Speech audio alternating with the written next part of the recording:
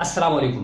2005 में एक निजी इदारे से जॉब छोड़ने के बाद जब मैंने अपने बिजनेस कामयाबी डाइजेस्ट कामयाबी सॉल्यूशंस का आगाज किया and I started my business with zero investment. और आप जानते हैं कि किसी भी कारोबार के पहले 3-4 साल बहुत ही सख्त होते हैं।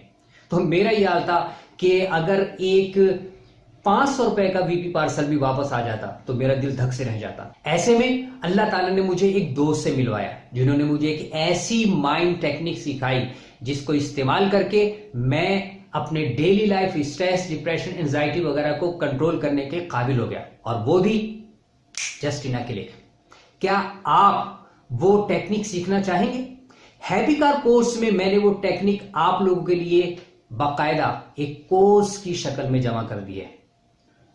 हैप्पी कार के जरिए आप मुझसे ये टेक्निक सीखकर अपने daily life stress, depression, anxiety वगैरह को कंट्रोल करने के काबिल हो सकते हैं, और वो भी चुटकी बजाते में। इससे पहले कि आपकी नाखुशी और अनहैप्पीनेस आपको कंट्रोल करे और आपकी जिंदगी को अजीरन कर दे, हैप्पी कार के जरिए ये टेक्निक सीखिए और अपनी अनहैप्पीनेस को कंट्रोल कीजिए और बशाश, चुस्त और मुतमईन जिंदगी गुजारिए।